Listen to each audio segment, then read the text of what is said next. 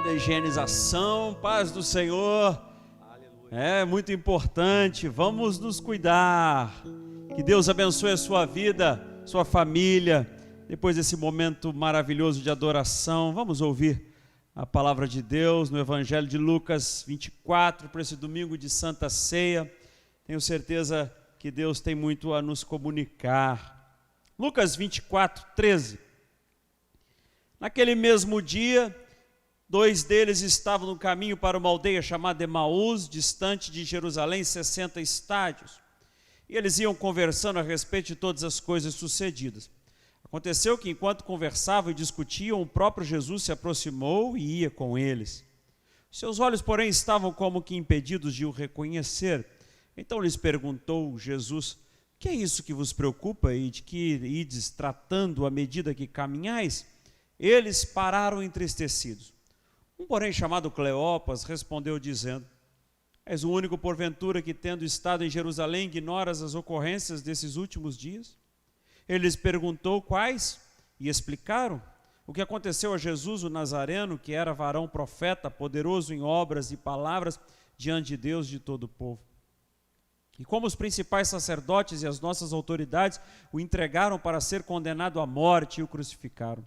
Ora, nós esperávamos que fosse ele que havia de redimir a Israel, mas depois de tudo isso já é o terceiro dia desde que tais coisas sucederam.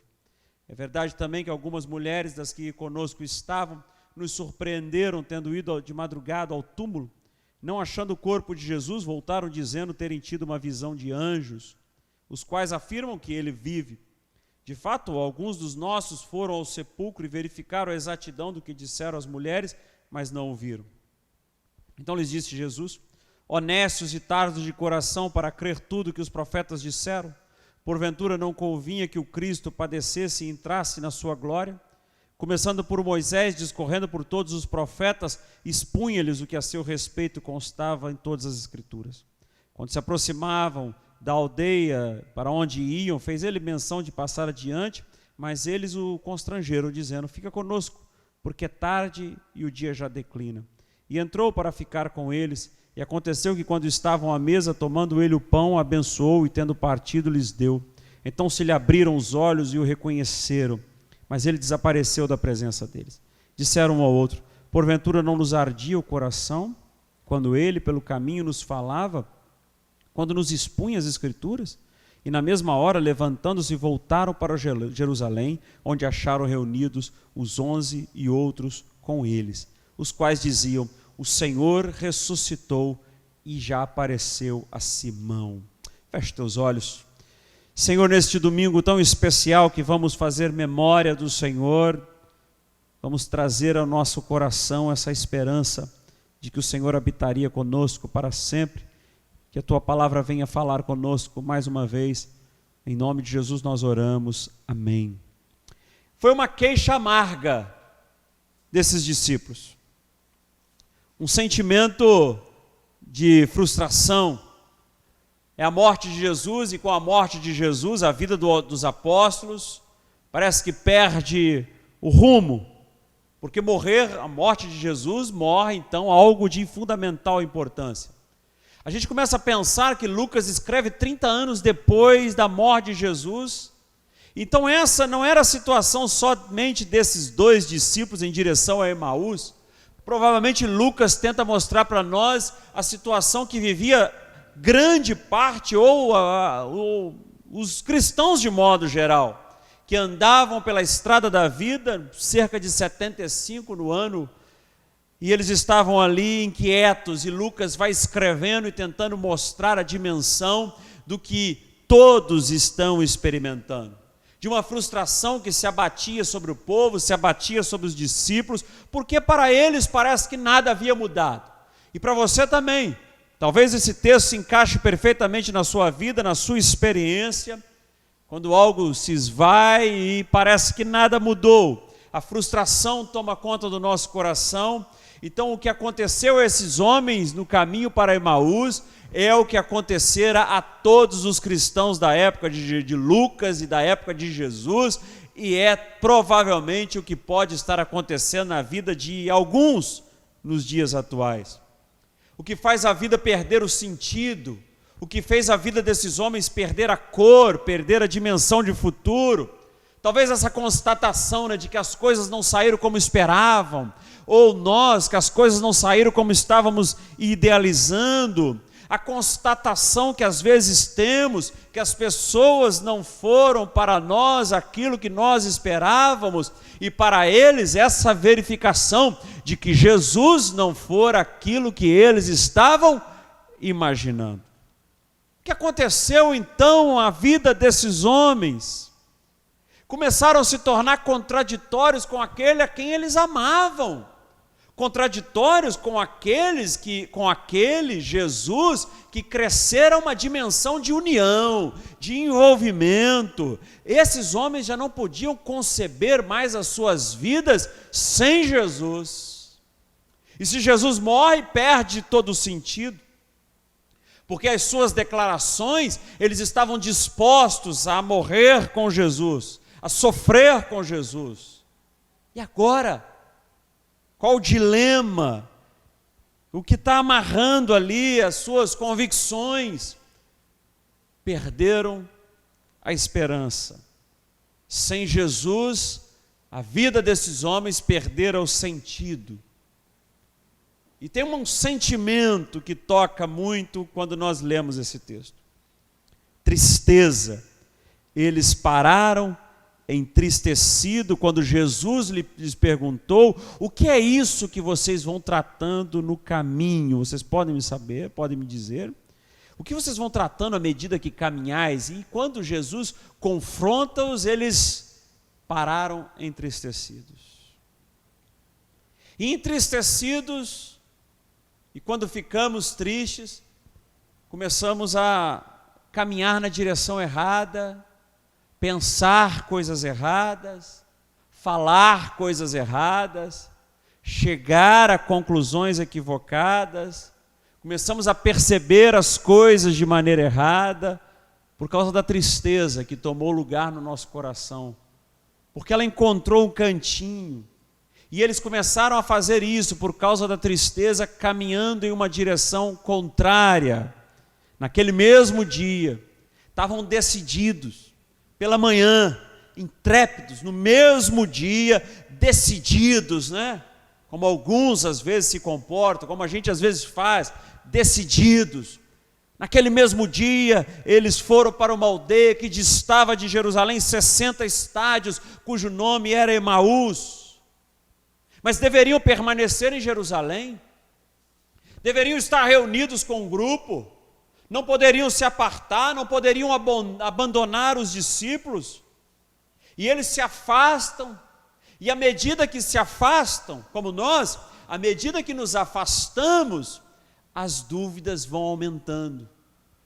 À medida que nos distanciamos, as dúvidas vão crescendo.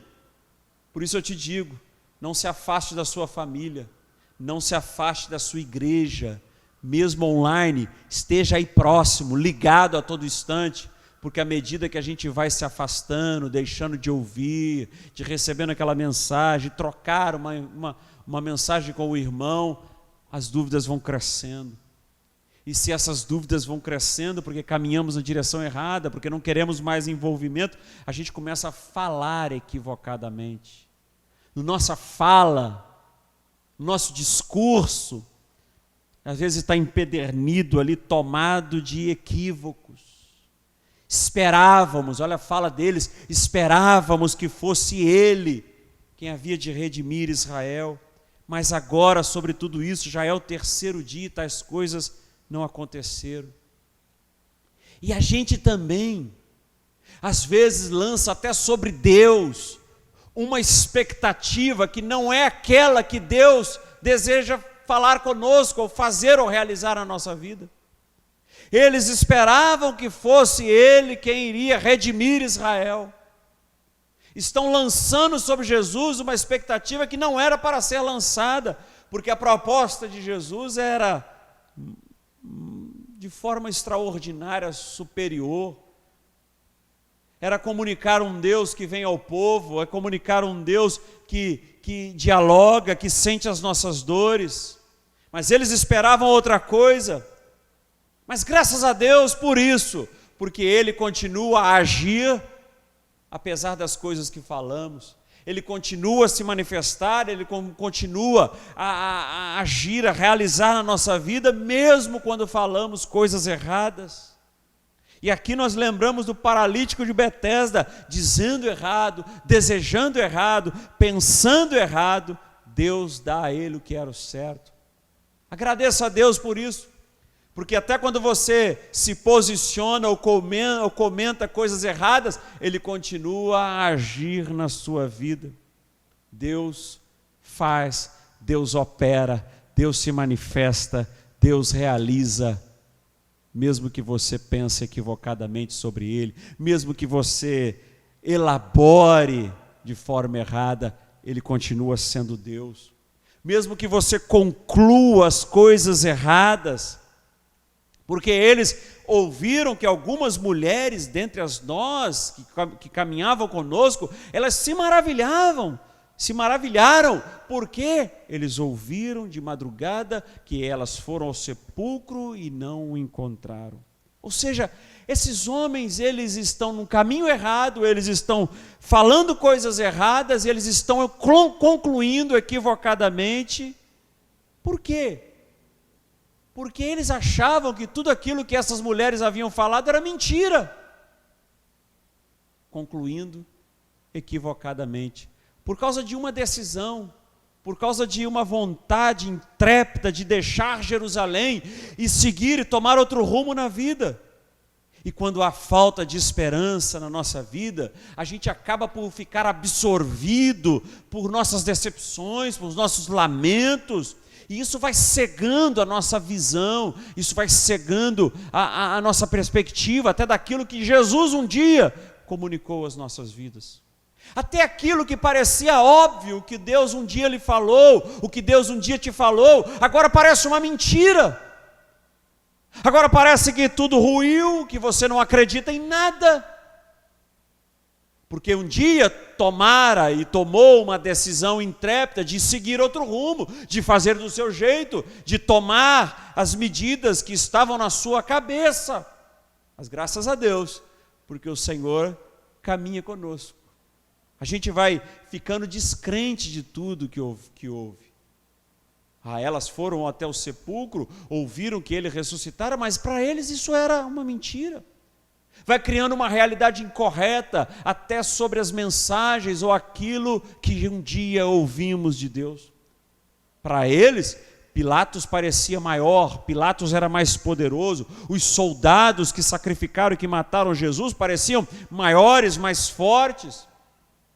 O sinédrio que decidiu sobre a vida de Jesus parecia uma fortaleza, ficaram amedrontados. Romanos pareciam superiores, e a morte de Jesus parecia ter matado algo além do próprio Jesus. A morte de Jesus matou algo nesses homens. A morte de Jesus tirou algo do seu coração. É como a morte de alguém querido que se vai e a gente fica um pouco sem chão. A gente precisa então entender que nesses momentos tristes da vida, a gente pode tomar um caminho errado, a gente pode falar, concluir, a gente pode perceber as coisas de maneira errada. Jesus se aproximou deles. Jesus começou a caminhar com esses homens porque sabia eles da confusão que estava em suas mentes, de como estavam entristecidos. E eles mesmos aqui confrontam Jesus. És tu só aqui o único peregrino em Jerusalém que não sabe das coisas que têm sucedido esses dias? Eles estão falando com o próprio Jesus e às vezes nós estamos nessa situação. Ele se aproxima de nós, Ele quer saber qual é o sentido real da nossa tristeza e a gente despeja sobre Ele, porque às vezes estamos tão convictos da nossa dor, estamos tão convictos das nossas decepções, estamos tão absorvidos pelas frustrações que queremos ensinar para o próprio Deus, que queremos orientar o próprio Jesus, que queremos dizer para Ele: és o único que não sabe o que ocorreu aqui na minha vida. Logo Ele que participa tanto da sua vida. Cuidado para você não pensar ou achar que tem mais consciência da realidade que o próprio Jesus. Esses homens estão perdidos, e às vezes é assim, né? Alguém perdido acha que ela tem tanta convicção de estar no caminho certo, mas não sabe que está no caminho errado. Então a gente precisa tomar muito cuidado para pensar, em algumas vezes, se estamos ou que temos mais consciência da realidade que o próprio Jesus, ao ponto de querer ensinar para ele, ou a ponto de querer dele aquele que há de redimir completamente Israel. Eles não perceberam, como muitos de nós, como você que me ouve aí na sua casa, você talvez não tenha percebido que Jesus caminha do seu lado. Como esses homens, talvez você não esteja percebendo, como eles, que Jesus caminhava ao lado desses homens. Aliás, é na hora da tristeza, nem sempre percebemos quem está ao nosso lado. E às vezes até brigamos com pessoas que estão ao nosso lado por causa da tristeza, porque os olhos parecem estar vendados. Confundimos quem está ao nosso lado. E aí, para esses homens, às vezes tratamos até como se fosse um idiota. Vou usar essa palavra forte mesmo. Confundimos como se fosse um idiota. Você é o único que não sabe o que aconteceu aqui? Espera aí. Você não sabe os acontecimentos dos últimos dias de Jesus, varão poderoso em palavras e obras, que fora morto, crucificado? 3 anos. 3 anos caminhando com Jesus. Discípulos deixaram suas casas, dormiam com Jesus no mesmo lugar, tomavam café da manhã, faziam as refeições juntos com Jesus. 3 anos caminhando com Jesus e não o reconheceram. Convictos do que faziam e achavam que era o certo e caminhavam. E aí quem está envolvido numa situação errada, às vezes tem certeza que o que faz é certo. Que bom que o Senhor vai conosco, né? Olha para você e fala isso para você mesmo. Que bom que Ele vai comigo, até quando eu tomo o caminho errado. Tomando o caminho errado, falando coisas erradas, concluindo coisas erradas, percebendo coisas erradas, e Ele está do seu lado. E você, em algum momento, deve ter falado que Ele te deixou, né? E você, em algum momento, deve ter falado que Ele te abandonou. E você, em algum momento, acordou e falou: Deus não me ama mais. Não. Talvez você tenha tomado outros caminhos. Talvez você esteja cego de tristeza. Talvez você esteja falando coisas erradas, concluindo coisas erradas, percebendo as coisas de maneira errada, mas Ele está ali do seu lado. E aí, quando Ele estiver do seu lado, não fique entristecido de novo, se Ele for duro contigo. Porque esses homens receberam uma palavra dura de Jesus. Jesus lhes disse: nécios, tardos de coração, para crer tudo o que os profetas disseram. Em outras palavras seria: ignorantes, que demoram a entender as coisas. Parece que conta a piada, aí a pessoa ri 5 minutos depois. Mais ou menos isso. Parece que ouviu uma declaração e entendeu 1 ano depois. Jesus usou uma palavra dura com esses homens. Então não fique na reclamação quando também receber uma palavra dura.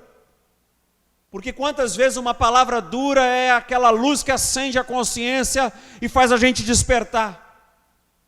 Nécios, tardos de coração, para crer tudo que os profetas disseram.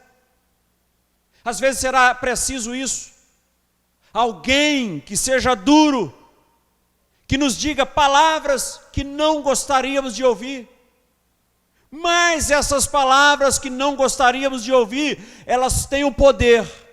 Qual o poder? De nos colocar no caminho de volta. Elas têm o poder de iluminar a nossa consciência. Se você for uma pessoa humilde em fazer essa análise. Porque quem também não é humilde para analisar nesse sentido, continuará no caminho errado. Então, quando ouvimos uma palavra dura, a gente precisa, no mínimo, verificar, analisar. Porque pode ser essa palavra dura, ou esse momento duro da vida, ou esse momento difícil que você está enfrentando, pode ser esse o momento que te colocará de volta na estrada, que fará você recuperar o sentido daquilo que realmente vale a pena. Então, quando estamos diante de um problema, a gente pode agir assim.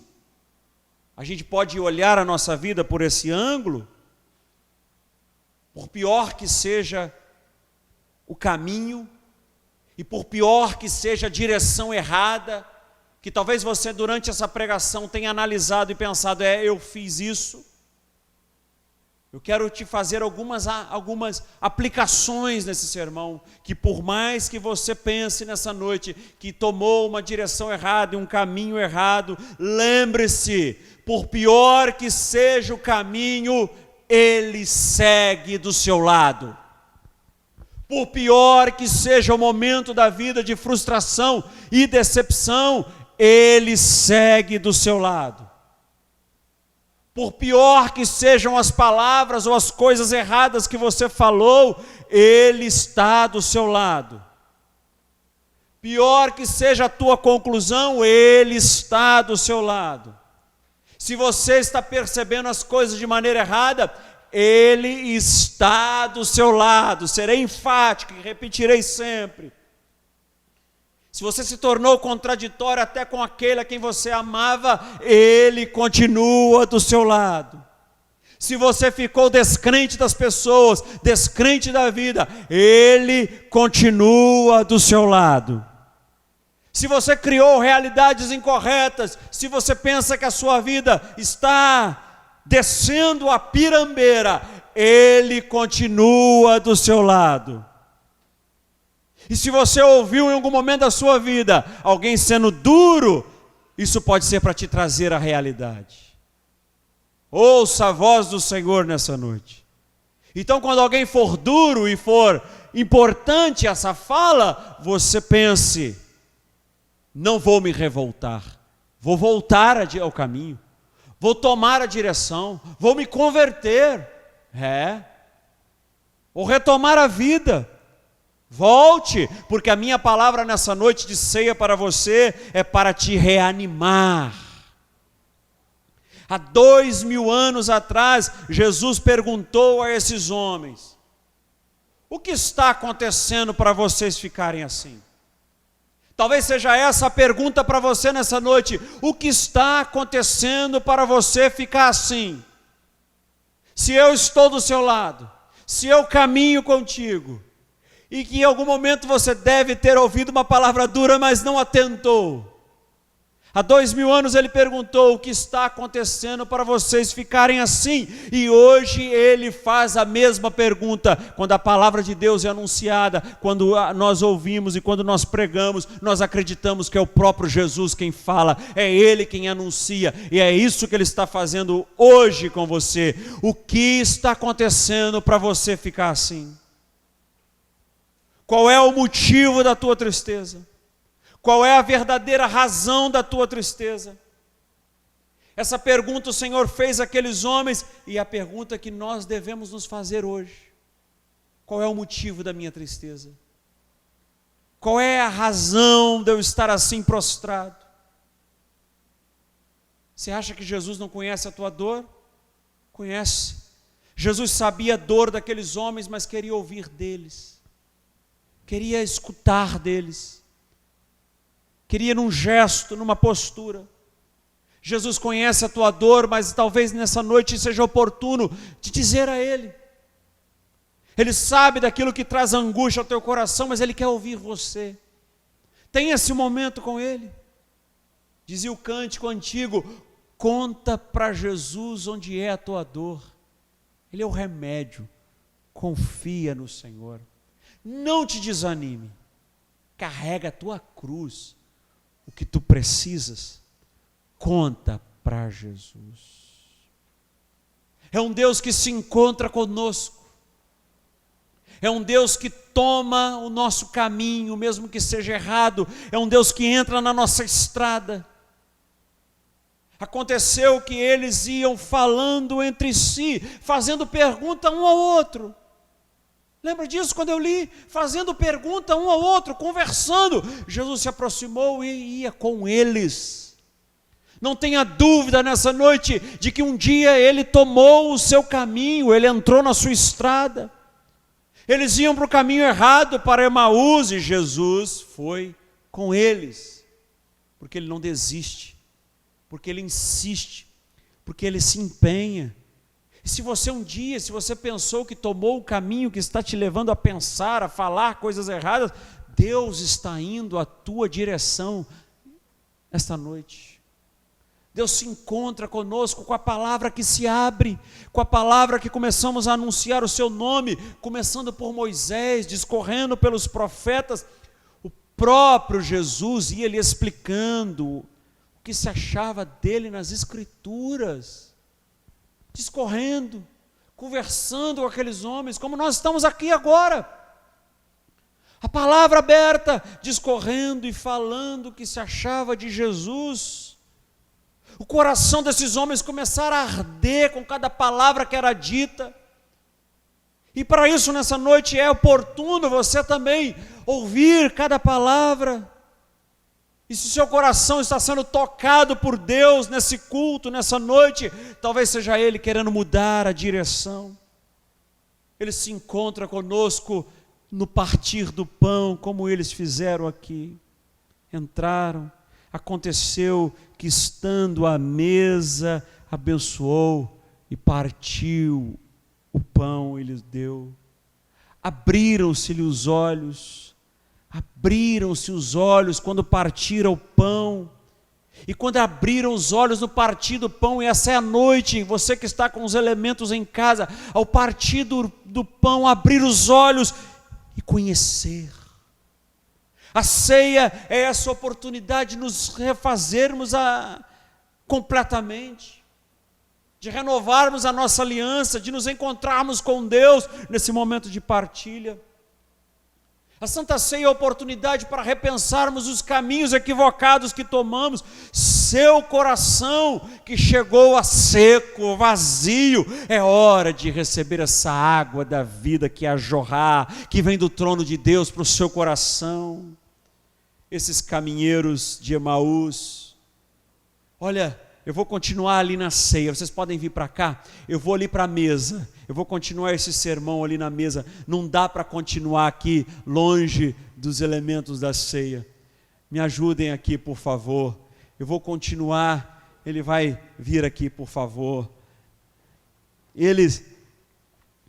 oportunidade, naquele dia eles estavam ali com o Senhor, e quando o pão foi partido, eles se lembraram, eles atentaram, atinaram, lembraram o jeito de partir o pão, eles olharam, é o Senhor, é Ele quem parte o pão desse jeito, é esse o desejo que nós precisamos ter, é essa a vontade, que o Senhor nos ensine os seus gestos, que o Senhor nos mostre como a gente deve se comportar, e a partir dos gestos de Jesus a gente se lembrar, eu preciso fazer assim, eu preciso fazer desse jeito, porque a partir dos gestos de Jesus, e se repetirmos os gestos de Jesus, seremos reconhecidos por Ele, e reconhecidos pelas pessoas. Desejo que o nosso gesto mais simples, a nossa fala mais simples, a nossa oração mais simples, a nossa pregação mais simples, que as pessoas vejam Jesus, que as pessoas vejam Cristo. Nós seremos reconhecidos e lembrados pelos nossos gestos, Não pelos nossos sentimentos, mas pelos nossos gestos, por aquilo que fazemos, por aquilo que falamos. E aconteceu que quando estavam à mesa, tomando pão, ele abençoou. Tendo partido o pão, abençoou e lhes deu. Repetiu a ceia, repetiu o gesto. Hoje nós vamos cear e continuarei pregando. A gente vai cear com esse sermão. Partiu o pão, lhes deu, eles comeram. Coma. Como foi naquele dia? Para você que tomou o caminho errado, para você que falou coisas erradas, para você que percebeu as coisas erradas, para você que concluiu errado, ele tomou o seu caminho, ele está contigo. Entraram ali naquela estalagem, naquele lugar, naquele quarto, e Jesus, estando à mesa, tomou o pão, abençoou, tendo partido, e lhes deu. Comamos nós todos, como eles.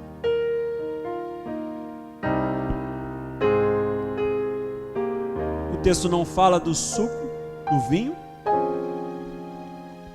mas vamos lembrar no final do Evangelho de Lucas, ele participou da ceia com os discípulos e deu o pão e depois o cálice.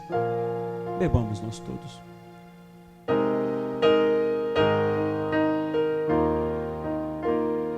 Estavam à mesa, partiu, lhes deu. E quando a gente está à mesa com o Senhor, e Ele está aqui nessa noite, a gente começa a recordar, começa a recordar na sua casa as promessas que um dia você ouviu.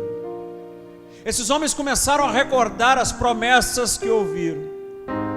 No partir do pão começamos a recordar as promessas que um dia Ele nos falou. Nós podemos ter uma vida melhor, sim, porque Deus segura na nossa mão, porque Deus caminha conosco, porque Deus toma o nosso caminho até quando ele é errado. Abra o seu coração nessa noite para que Ele lhe fale, para que Ele lhe comunique através da sua palavra. Fale com Deus através das suas palavras. O que você tem para dizer a Deus nessa noite? Diga a Ele. O que você tem para dizer a Ele? Esses homens, eles tinham algo para dizer. E eles tinham, sabe o que para dizer? Fica conosco essa noite. Constrangeiro dizendo, fica conosco porque é tarde e o dia já declina. Essa foi a oração desses homens, fica conosco. Despretensiosa, né? Mal sabiam o que poderia acontecer naquela noite. Pode ser para você, mal sabe o que está para acontecer, talvez ainda nessa noite. Talvez você fale para ele, fica conosco, mas pode ser a mudança radical. Uma oração linda, uma breve oração, fica conosco, saiu da boca daqueles homens e as suas vidas foram transformadas. Essa oração tem que sair da sua boca nessa noite, tem que sair do coração. Diga para ele, fica conosco. Mas eu vou esperar até amanhã. Não, pode ser agora. Às vezes temos tantos motivos, né, dizia o poeta, para deixar tudo como está. Deixou para lá, vontade de... Não, vamos voltar para Jerusalém. Esse foi o sentimento. Quando eles comeram, abriram-se os olhos,